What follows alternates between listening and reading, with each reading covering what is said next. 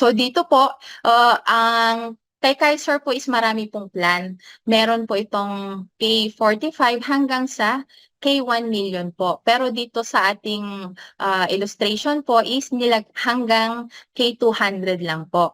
At ang pwedeng kumuha po ng ating Kaiser plan po is pwede pong mag-start ang ating mga 10 years old to 40 years old, may mga magulang po na kinukuhanan na yung kanilang mga anak po at their younger age po, from 10 years old to 40 po. Ang pwedeng plan po sa kanila is itong K45 plan to K50.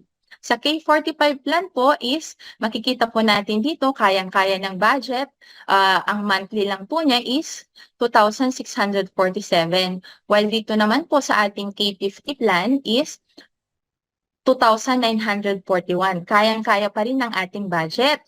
So dito naman sa ating K60 plan, ang pwedeng kumuha lang po dito is yung mga ating nagre-range po ng age from 41 to 50 po. Ito po yung minimum plan na pwede nyo na pong kunin. At ang monthly payment po nito is nasa 3,529 pesos.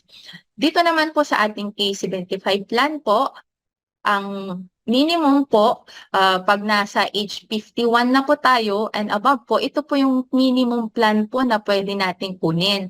At ang monthly payment po natin dito is 4,412 pesos po.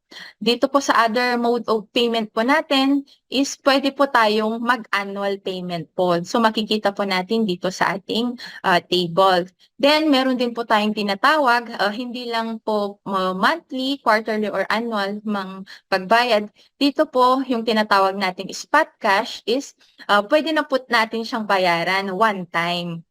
Yan po yung kagadahan. Pag tayo po is nag-spot cash, syempre makaka-discount pa po tayo dyan.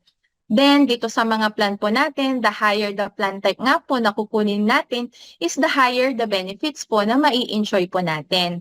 Then, makikita na rin po natin dito sa ating table kung ano yung plan po na kinuha natin. Makikita natin dito yung term insurance po na mai-enjoy po natin Kaiser. So, sa ating K45 po is meron tayong 2,500 pesos po and so on po.